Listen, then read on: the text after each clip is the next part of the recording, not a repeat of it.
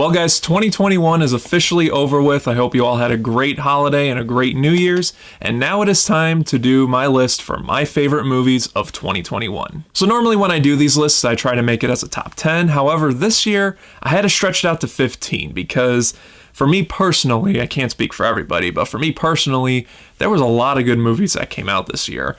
And when I made my initial 10, I didn't feel right leaving out a couple other entries, so I stretched it out to 15, and I'm pretty happy with my list this year. Now, of course, just like every list, this is just my personal rankings. This is my favorite movies of the year, so if your favorite movie isn't even on this list or it's not number one, let me know in the comments section your favorite movies of the year. But before we get started with the main list, let's first talk about my honorable mentions and my dishonorable mentions first.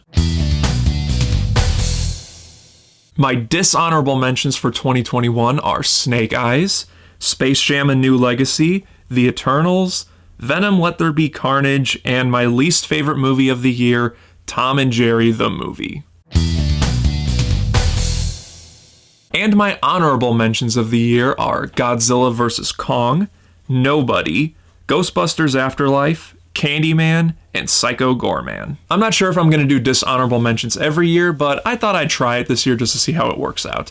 So with all that being said, let's get started with the main list. I didn't get a chance to review The Last Night in Soho when I saw it in theaters, so now's a good time for me to give quick initial thoughts on the movie without going too much into it. I love Edgar Wright as a director. I haven't seen all of his movies, but everything that I have seen of his, I really enjoyed. And I was curious to see how his first dip into horror would work out, and it really worked out. The film was suspenseful, it had two excellent performances from Anya Taylor-Joy and Thomasin McKenzie, and with Edgar Wright's style just gooing all over this movie, great music, great callbacks to the 1960s, made for one hell of a horror thriller in 2021. The Green Knight really intrigued me. I am a big fan of A24. Again, I haven't seen all of their movies, but the ones that I have seen, I really like. And I liked seeing A24 kind of do like a Lord of the Rings style movie. At least it felt like Lord of the Rings. It felt more big and epic than some movies that they've done in the past, while it still feel like they kept their normal A24 tone that they normally go for with these movies. And I can see how some people might view this movie as boring. There are some slow-paced elements in it, but for me personally, nothing dragged in this movie. My eyes were always glued to the screen. If it wasn't a brilliant performance, it was how this movie looked. This movie has a great look to it. There's so many scenes where you don't need dialogue. You could just appreciate the scope of this movie and how certain scenes just look, either from color timing or just effects. When this movie does have effects, it's very damn good. The Green Knight was a very unique movie and one of my favorite movie theater experiences. For me personally, Marvel's kind of had a little bit of a bumpy year when it comes to their content, especially with their movies. The Eternals, I mentioned in my dishonorable mentions, didn't really like that movie all that much, and though I enjoyed Black Widow when I first saw it, it has lost some of its value upon time as I thought about it a little bit more.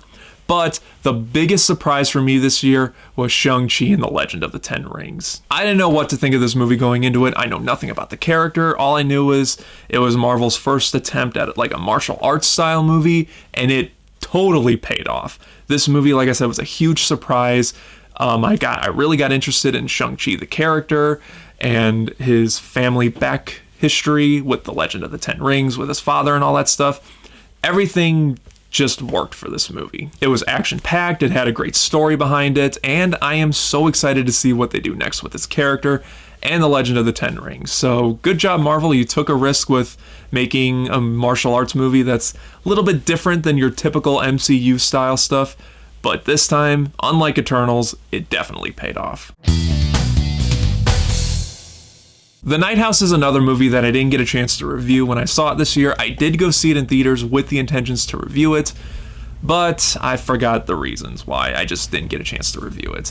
But I think this is one of the best horror movies that has come out this year. It's a very interesting premise. That's all I'll say about it. It's a very interesting premise, very suspenseful, and very unique overall. Rebecca Hall did a fantastic job in this movie playing someone who lost her husband from an apparent suicide, and so she's dealing with that. and she's believing that the ghost of him is kind of haunting this house, so to speak. At least that's what the trailer showed in this movie. But there's so much more on the surface of what's going on in this movie besides what the trailer showed. I'm not going to get into it. All I'll say is, if you haven't seen The Night House, please check it out. If you're into horror movies and you haven't seen it yet, you're not going to be disappointed with it. It's not your typical haunted house thriller or whatever. It's not a slasher movie. It's a very unique horror movie that I think definitely deserves your time. I knew Free Guy was going to be an entertaining movie when I saw it, but I didn't expect to love it as much as I did.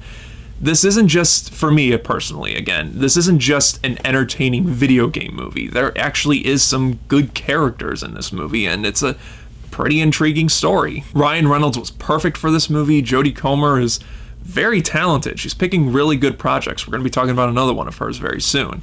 All the performances were great. I know some people were not a huge fan of Taika Waititi's character, especially as the movie went along. I thought he did a fine job. I didn't have any issues with that.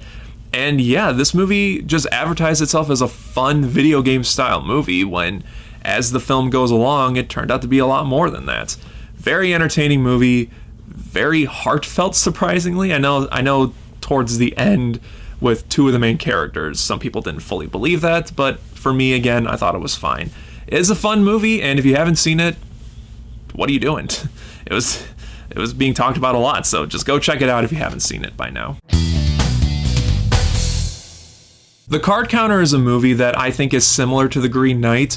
It's either going to be a movie for you or not for you. In fact, the friend that I saw it with, he was like, yeah, it's a good movie, it's just not my type of movie. In fact, he said I'm probably not even ever going to watch it again, where someone like me really liked it and really wants to watch it again. I loved all the performances in this movie, especially Oscar Isaac. I know some people said Tiffany Haddish's character was a little out of place, and yeah, I can kind of see that too. I thought she did a fine job with what she was given, but you know, it was more about Oscar Isaac's character, and he definitely shined in this movie. The poker talk was really interesting too. I'm someone that's fascinated with poker, and I thought it was really great. In fact, there's one line of dialogue in this movie where Oscar Isaac, he's talking about the perfect poker hand.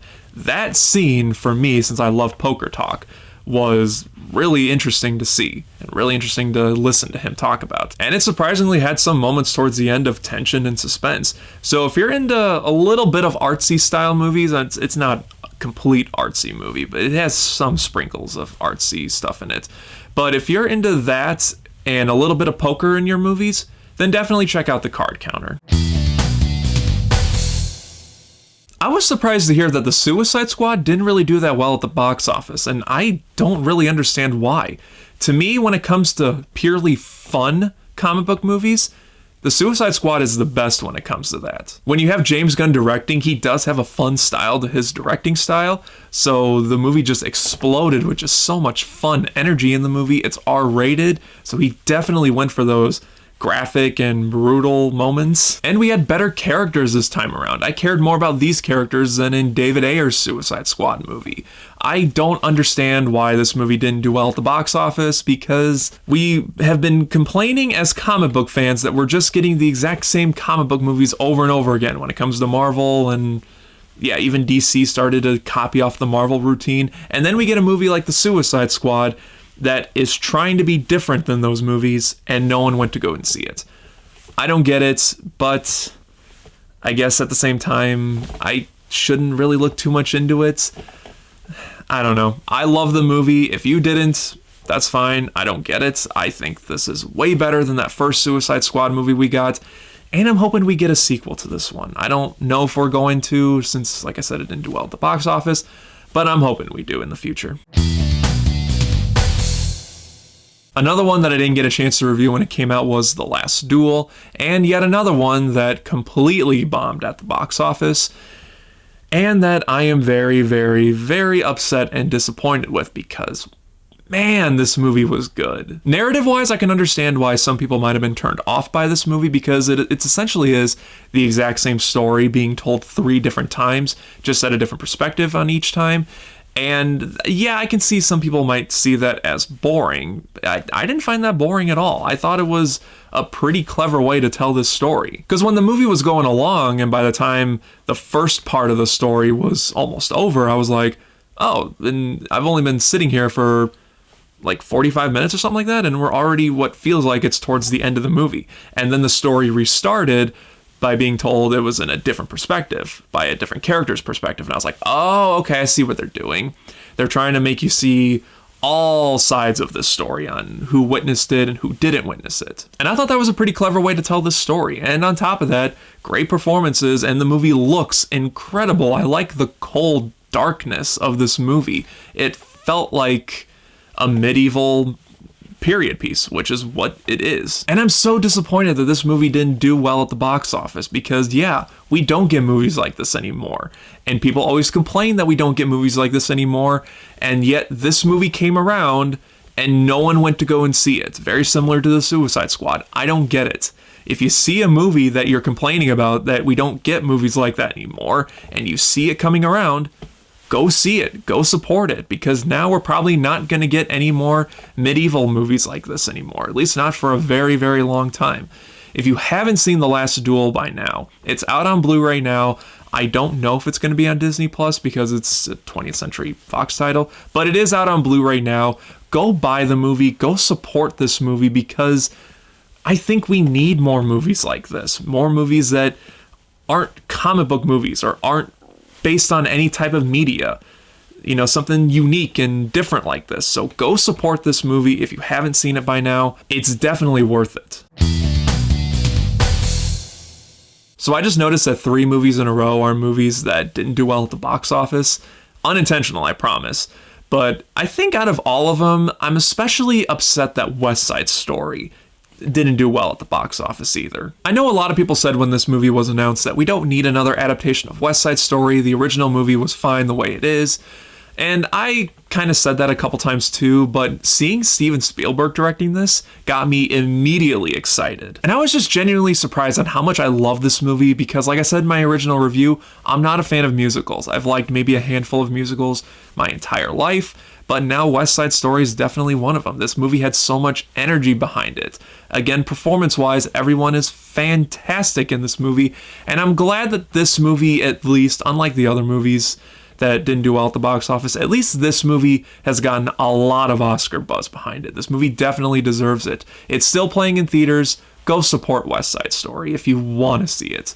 It's definitely worth it, and I think it shouldn't have bombed the way it did, but it's whatever. People are saying it's officially a bomb, so oh well.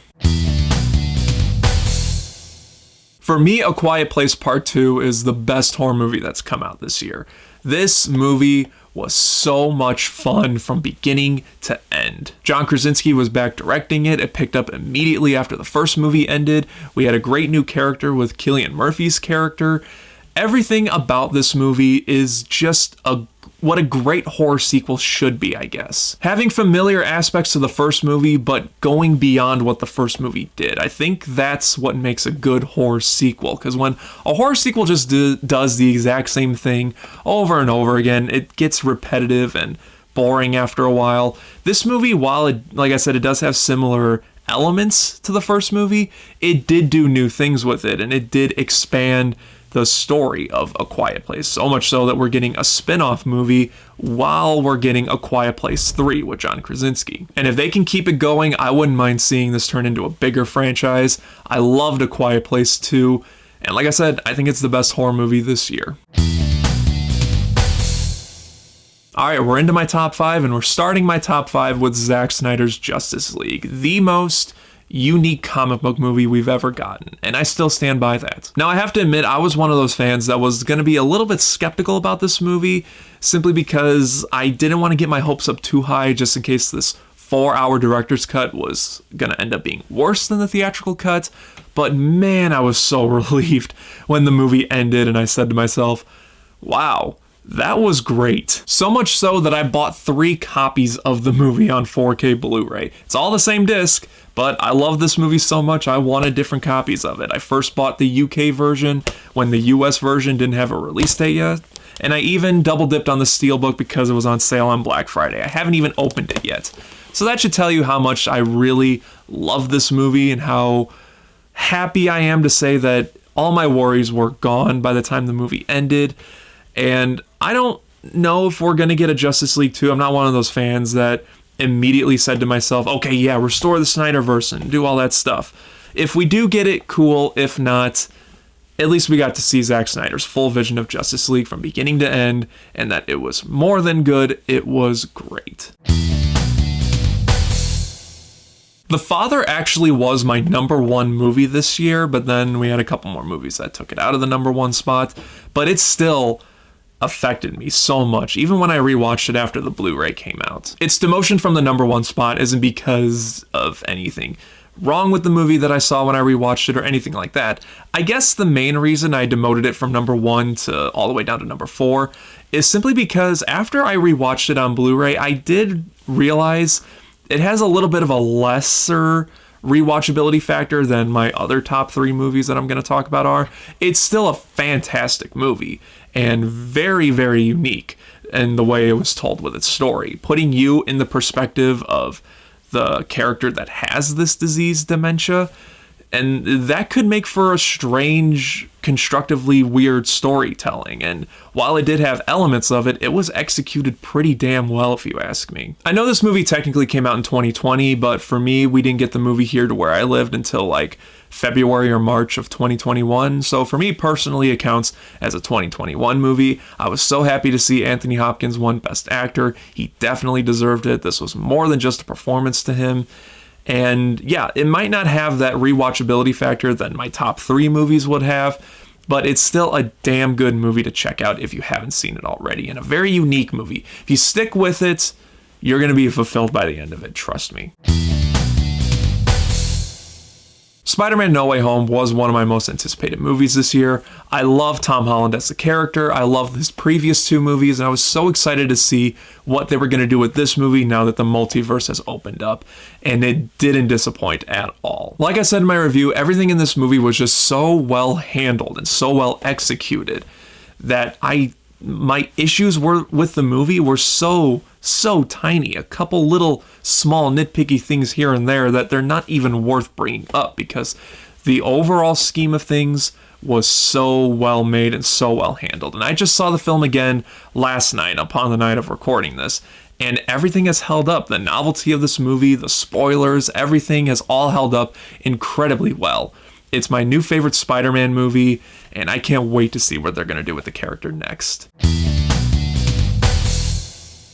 I was nervous when I went to go see No Time to Die because I'm a huge James Bond fan, and despite this film had great critical praise before the movie premiered, there were some hardcore Bond fans saying that they weren't happy with certain choices that went on in the movie, and I just said to myself, please don't screw it up, please. It's Daniel Craig's last Bond film. I really wanted him to go out on a high note, so I was so relieved when the movie ended, and I said to myself, he definitely went on a high note. With it being the longest James Bond movie in the franchise, it didn't feel like 2 hours and 45 minutes. It felt like 2 hours and 20 minutes, a normal movie, epic movie length. Everything, like similar to Spider-Man No Way Home, everything in this movie worked for me. I know a lot of fans were disappointed with Rami Malek's character, with his villainous scheme not making a whole lot of sense and all that. And yeah, while I can understand where they're coming from, to me, everything else was just so well handled and well made. I didn't care about that by the end of it. I accepted it. I've seen the film a couple more times since that first initial viewing, and each time it's gotten a little bit better. No Time to Die, I think is a great ending to Daniel Craig's character as Bond. I'm curious to see what they're going to do with the character next, but we're going to have to wait to see what that does. Until then, we have 5 movies from Daniel Craig to watch that all blended together very well, in my opinion.